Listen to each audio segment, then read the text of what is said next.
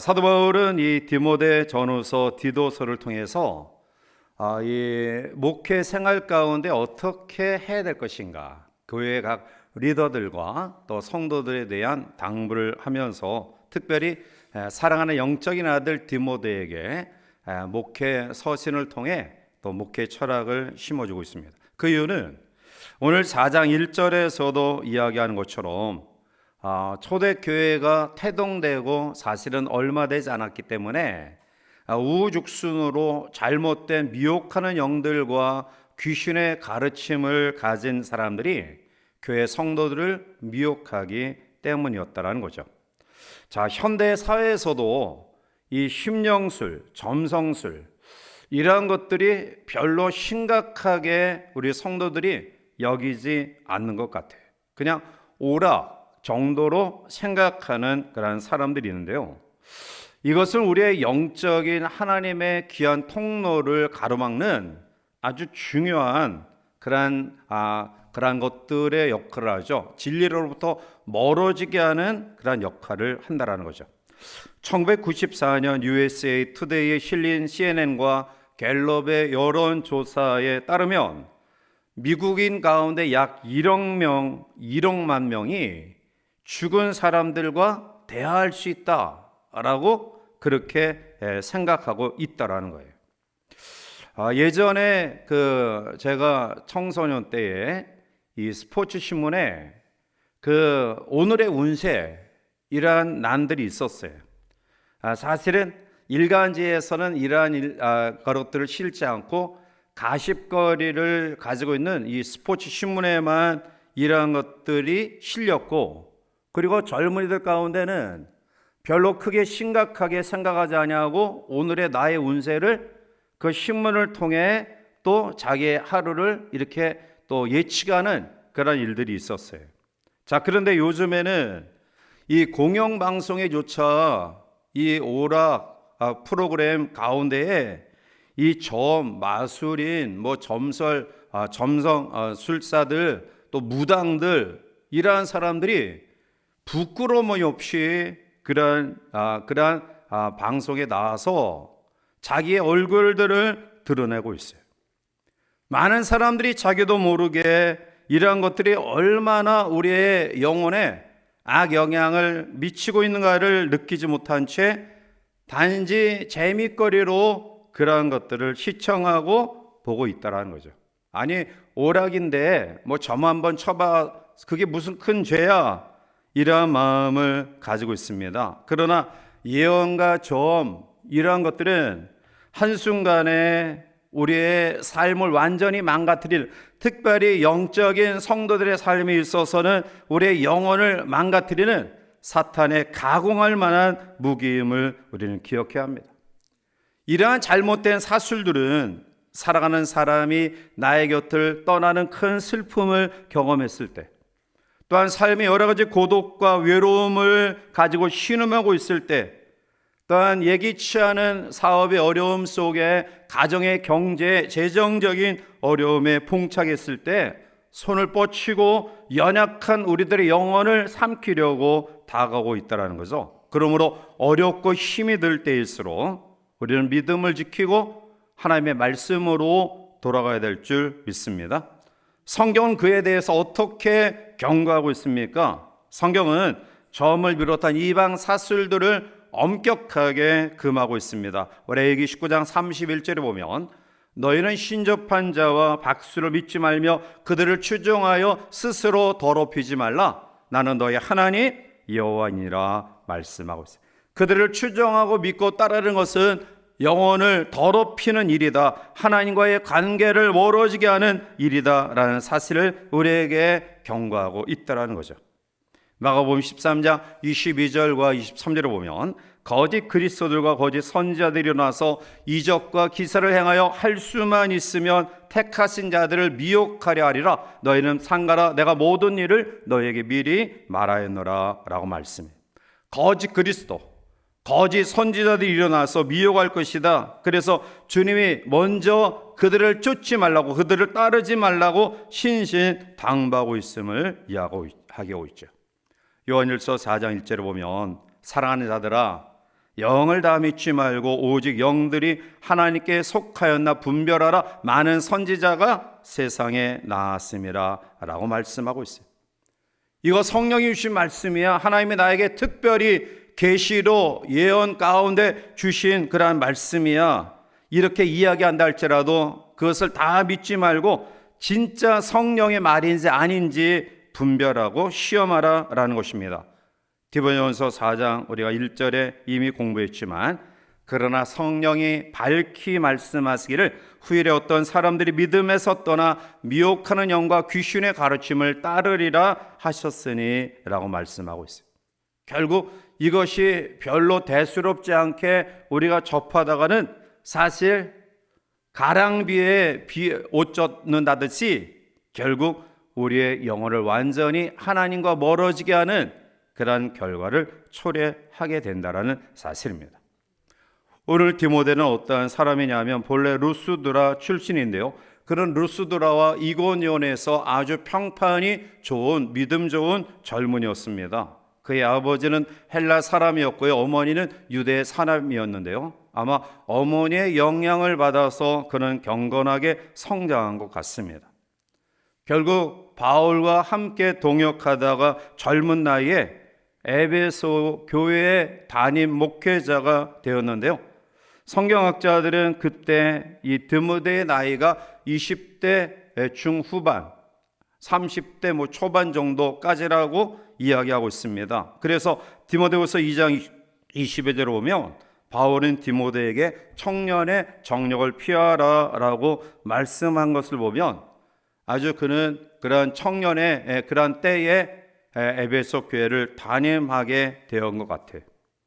또 소심한 성격을 가진 어린 디모데가 과연 우죽순으로 일어나고 있는 미혹하는 영과 귀신의 가르침에 과연 교회를 바르게 세워갈 수 있는가? 그 자신이 하나님 앞에 이러한 사역을 감당할 수 있을까 염려하는 마음으로 바로 디모데 전후서 디도서 이 목회 서신을 디모데를 통해 말씀하고 있는 거죠. 자, 이제 우리는 디모데에게 주신 말씀 또 아니면 오늘 우리에게 주신 말씀으로 적용하면서 우리가 교회의 좋은 일꾼으로 좋은 성도로 세워지기 위해서는 어떠한 믿음의 결단을 가져야 될 것인가를 오늘 말씀 속에 같이 묵상하며 또 함께 교훈과 은혜를 나누고자 합니다. 제일 먼저는 외식에서 벗어나야 합니다. 자, 우리 6절 말씀을 함께 읽어보겠습니다. 내가 이것으로 형제를 깨우치면 그리스도 예수의 내가 따르는 좋은 교훈으로 양육을 받으리라. 아멘. 이것으로 형제를 깨우치면 좋은 일꾼이 된다. 그리스도 예수의 좋은 일꾼이 된다. 이렇게 말씀. 이것으로 형제를 깨우치면. 그러면 이것으로 형제를 깨우치라고 했는데 그러면 이것이 뭐냐? 이것이 바로 오늘 1절부터 4절까지 나타난 말씀 가운데 감사함으로 하나님의 말씀을 받으면 버릴 것이 없다라는 그러한 교훈을 의미합니다. 바울은 마게도냐로 갈 때 디모데를 에베소 교회에 머물게 했어요. 그 이유는 에베소 교회를 바르게 치리하게 하기 위함이었으며 다른 교훈을 가르치는 자들을 경계시키기 위함이었는데요. 오늘 사도 바울이 전한 복음 외에 다른 교훈을 전하는 자들은 바로 다 미혹하는 영이다. 귀신을 쫓는 그런 사람들이다라는 거죠. 자, 그러면 사도 바울이 가르친 바른 복음, 바른 교훈이 아닌 다른 복음, 다른 교훈이 뭐냐? 그것은 우리가 지난 시간에 1절부터 4절까지 말씀을 묵상하면서 생각해 본 것처럼 바로 이 에베소 교회에 침투했던 잘못된 영들 가운데 대표적인 것이 바로 금욕주의, 율법주의, 외식주의, 이 교훈을 버리고 하나님의 참된 교훈으로 형제를 깨우쳐라 라는 말씀이에요. 자, 그러면 그들이 가르쳤던 잘못된 외식주의의 이 금욕주의 그리고 율법주의의 내용이 뭐냐? 그것은 두 가지를 우리가 말씀을 들었어요. 하나는 혼인을 금하는 그런 금욕주의와 또 하나는 어떠한 음식은 더럽고 잘못된 것이다 라고 이 음식을 구분하는 그러한 모습들. 그래서 거기서 나는 경건하다, 이런 더럽다라고 생각하는 그러한 음식을 먹지 않기 때문에 나는 경건하다라고 자기의 어떤 의의를 드러내고자 하는 그러한 외식적인 그러한 상황들, 이러한 것들을 우리가 이미 공부했어요. 자, 그래서 이러한 것들을 금하고 형제를 내가 가르친 말씀으로 깨우치면 좋은 일꾼이 된다라는 거예요. 오늘날도 우리에게 필요한 것은 바로 유대교와 유대인들에게 주어졌던 이 음식 규정을 통해 자신의 경건, 자신의 의를 드러내고자 했던 그러한 의식들, 그리고 헬라 문화 속에 팽배하게 지배하고 있었던 이혼론적인 영은 선하고 육은 악하다라는 것에서 이제 육은 아무렇게나 해도 된다라는 그런 마음을 가진 이 이혼론적인 그런 영지주의의 사상들, 이러한 속에 나타나는 보여지는 의의, 외식, 이러한 것들을 멀리 해라. 그것이 좋은 일꾼의 그러한 태도다라는 것이죠. 자, 두 번째로는 이제 이러한 외식주의, 율법주의, 금욕주의, 잘못된 그러한 사상과 이론에서 벗어나서 더 적극적으로 어떻게 해야 되느냐? 두 번째로는 말씀의 훈련을 받아야 된다. 그러니까 잘못된 사상을 우리가 멀리하고 접하지 아니하는 소극적인 그러한 자기 방어의 입장에서 이제는 한 단계 더 나아가 말씀 훈련을 받아야 된다라는 거예요. 자, 6절 말씀 다시 한번 함께 읽어보실까요? 내가 이것으로 형제를 깨우치며 그리스도 예수의 좋은 일꾼이 되어 믿음의 말씀과 내가 따르는 좋은 교훈으로 양육을 받으리라. 아멘. 말씀을 우리가 훈련받지 않으면 말하는 것과 행동하는 것이 달라지게 돼요. 가장 존경받는 아빠, 존경받는 남편, 존경받는 교수가 누구냐? 책을 가까이 하는 그러한 사람이에요. 뭐 박사학위를 가졌다고 해서 내가 이 분야에 이제 탁월한 실적을 가지고 있다고 해서 책을 멀리하면 이 시대의 흐름 속의 트렌드를 쫓아가지 못해. 또한 부모님들이 하나님의 말씀과 책과 이런 것들을 가까이 하지 아니하는 그러한 모습들을 가지고 있다고 한다면 자녀들이 그러한 부모를 존경하지 않아요. 그냥 오락이나 일삼고 또 아니면 세상적인 것에 심취된 그런 모습들을 가지고 있다고 한다면 그 속에서 가르치는 양육이 어떻게 자녀 세대에 아름다운 영향력을 미칠 수 있느냐라는 거예요. 디모데후서 3장 16절 17절에 모든 성경을 하나님의 감동으로 된 것으로 교훈과 책망과 바르게 함과 의로 교육하기 유익하니 이는 하나님의 사람으로 온전하게 하며 모든 선한 일을 행할 능력을 갖추게 하려 함이라. 아멘. 능력을 갖추게 하는 그런 놀라운 역사는 교훈과 책망과 바르게 함과 의로 교육하기에 유익한 하나님의 말씀의 훈련이 있어야 된다라는 거예요.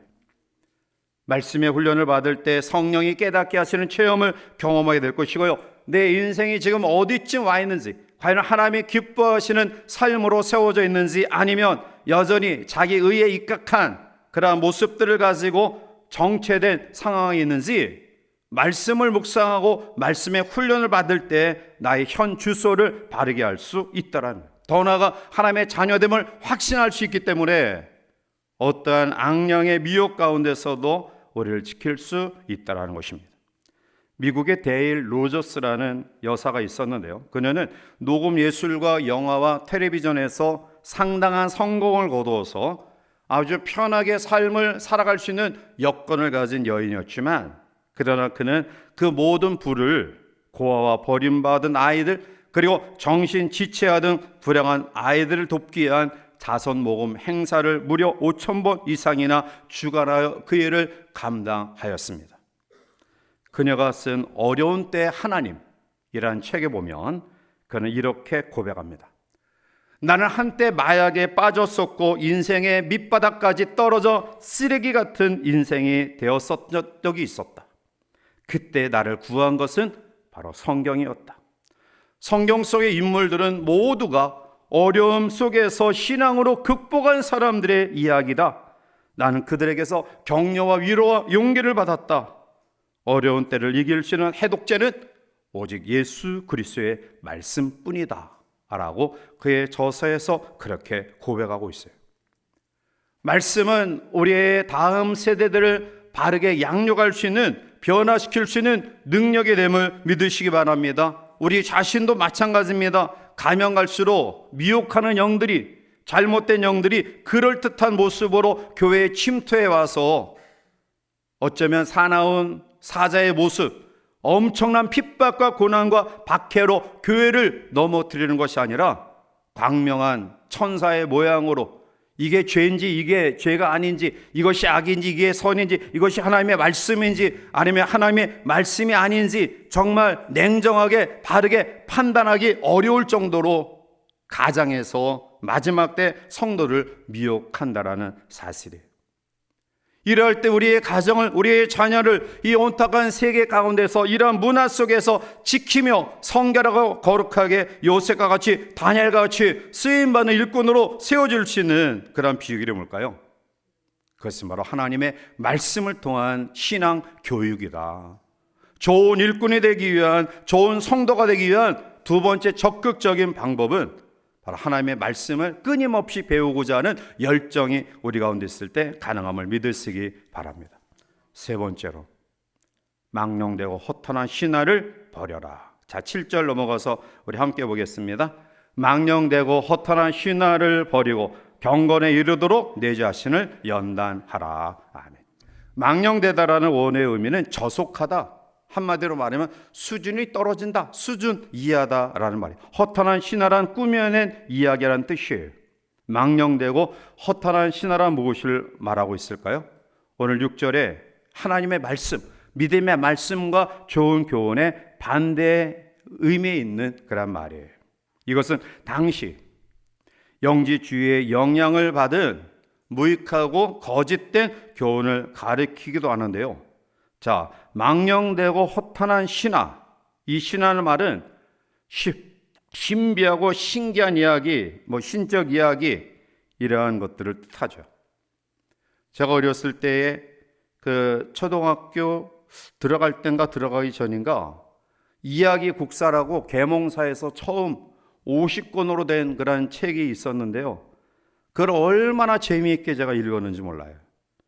그 가운데 이 고조선의 당군신화, 이 고구려의 주몽신화나 아래서 나온 이 박혁것의 신라의 이 박혁것의 신화 등 이런 것들은 철모를 어렸을 때는 그게 진짜인 줄 알았어요. 야, 각 나라를 태동시킨 이러한 건국자들은 이러한 신비로운 배경을 가지고 태어났구나.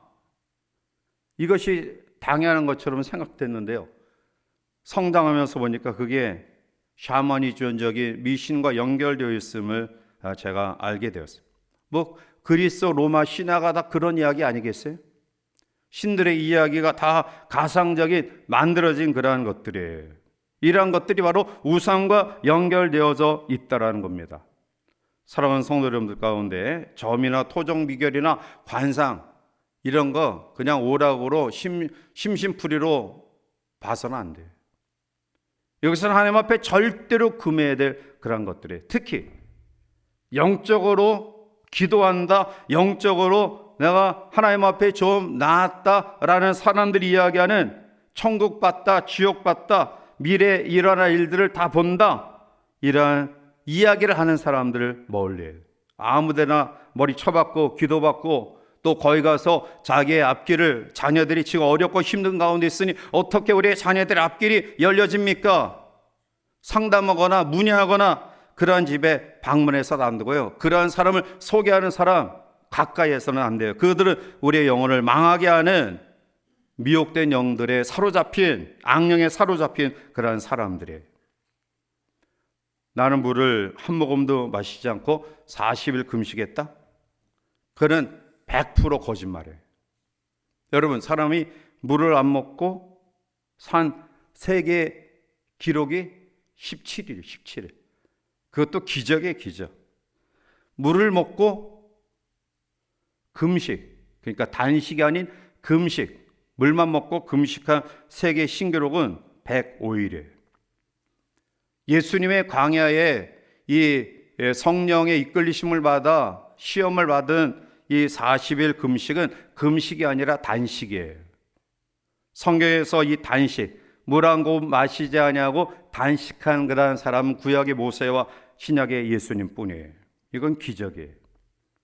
그런데 내가 40일 단식했다, 물 한 컵 마시지 않고 금식했다, 아니면 나 40일 금식 기도한 사람이다, 내 생애 40일 금식 몇 번 했다.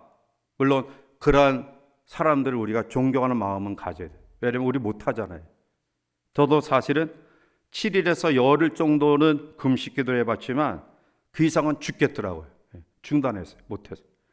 그것도 젊었을 때, 한참 혈기왕성할 때, 의욕에 불탈 때 했지, 목사 안수 받고 나서는 창피하고 부끄러운 일이지만 3일 이상 금식한 적이 없어요. 참 부끄러운 일이에요.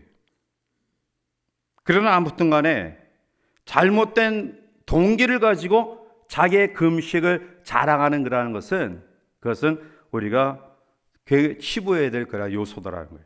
아시시의 성자 프란시스는 40일 금식 기도를 하다가 39일째 금식 기도를 포기했어요. 제자들이 말해요. 아니 선생님, 그 어렵고 힘든 39일을 마치고 이제 하루만 더 버티면 40일로서 당신의 어떤 경건과 의로움을 더 많은 사람들에게 영향을 미칠 텐데 왜 포기하십니까? 프란시스는 이야기합니다. 예수님이 40일 금식 기도하셨는데 내가 뭐라고 어떻게 40일 금식 기도하냐? 40일 금식 기도를 내가 힘들어서 포기한 것이 아니라 죄송해서 포기했다. 오히려 그 포기가 그를 더 존경할 수 있는 그런 근거가 되지 않을까요? 자기를 신화 만들기를 포기하는 겸손함, 모든 스포트라이트가 자기에게 맞춰지는 그 영광을 포기하는 결단, 이 속에 좋은 일꾼, 성숙한 하나님의 사람의 모습을 보게 되는 거예요. 결국 우리가 신기한 이야기, 또 신비로운 이야기, 이러한 것들을 자꾸 듣다 보면 우리는 신앙의 본질을 오해, 마음이 그냥 붕 떠서 허공을 날아다니는 것 같은 그런 붕붕붕붕 떠있는 그런 망상에 빠져요. 또 이런 이야기를 계속 듣다 보면 나는 그렇지 못하거든요. 나는 그러한 신비로운 체험을 하지 못했거든요. 그런 경험이 없거든요. 그러면 어떠한 마음이 들죠? 아, 하나님은 나를 버리셨는가? 나는 과연 하나님의 그런 신실한 제자가 아닌가? 자기의 영혼이 허무하게 돼. 그래서 무너지는 거예요. 본문 7절에서 강조하고 있죠. 망령되고 허탄한 신화를 버려라. 신비로운 이야기, 영적으로 천국 갔다 왔다, 지옥 갔다, 그건 100% 다 거짓말이에요. 이런 것들에 대한 호기심을 버리고 우리가 철저하게 말씀으로 무장하는 성도가 될 줄 믿습니다. 네 번째, 7절 하반절을 보면 경건을 연습해야 한다. 자, 7절을 다시 한번 함께 읽어보실까요? 망령되고 아멘. 경건에 이르도록 내 자신을 연단하라. 경건이라는 헬러 유세베이아이라는 말은 하나님을 믿고 바로 섬기는 믿음의 태도를 이야기해요. 그리고 경건에 이르도록 내 자신을 연단하라. 이 연단하라는 헬러 김나조에서 이 짐이라는 체육관이라는 단어가 나왔어요.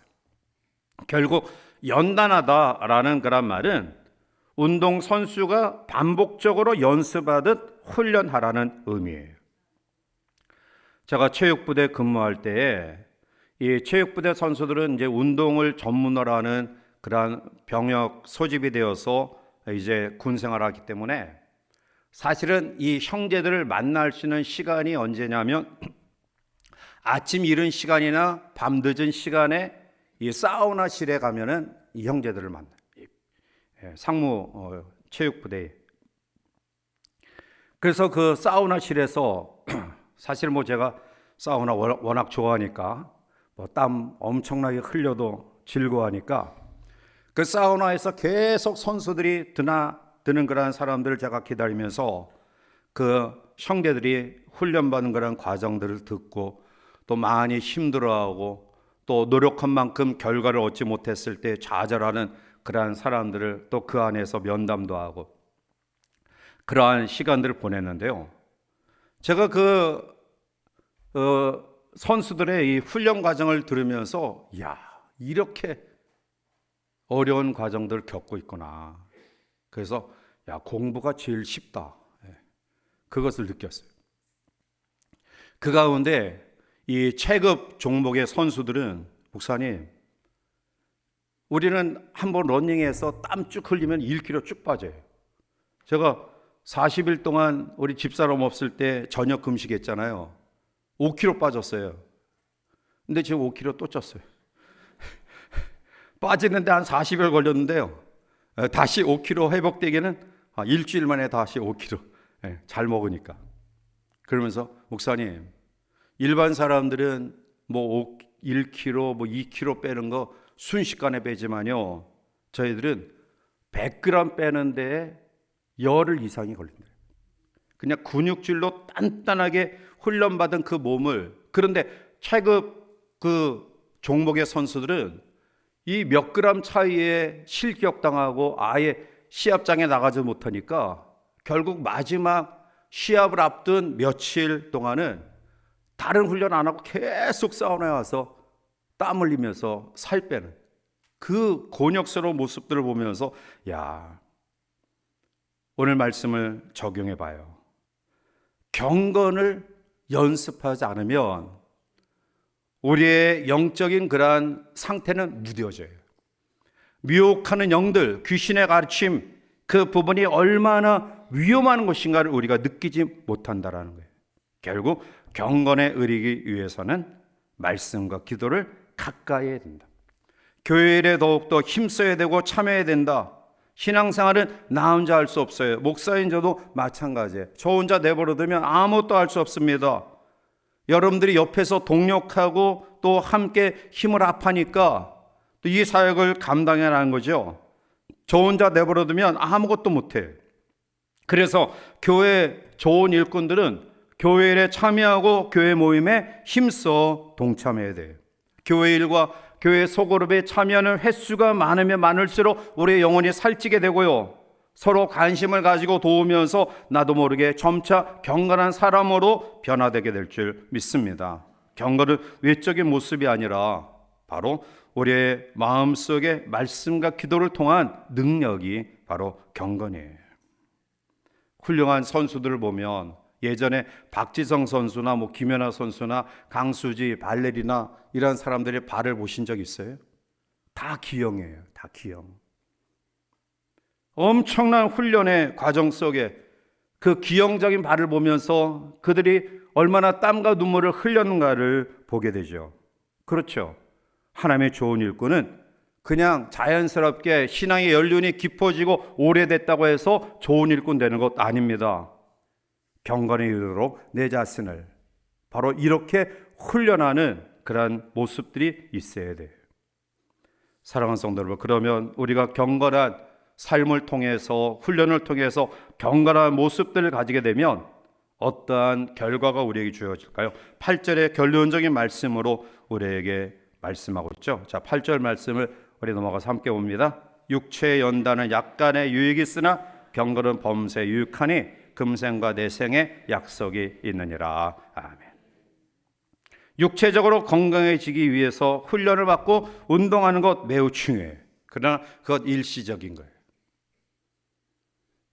여러분들도 아마 열심히 운동하지만 세월의 흐름을 막지 못해요.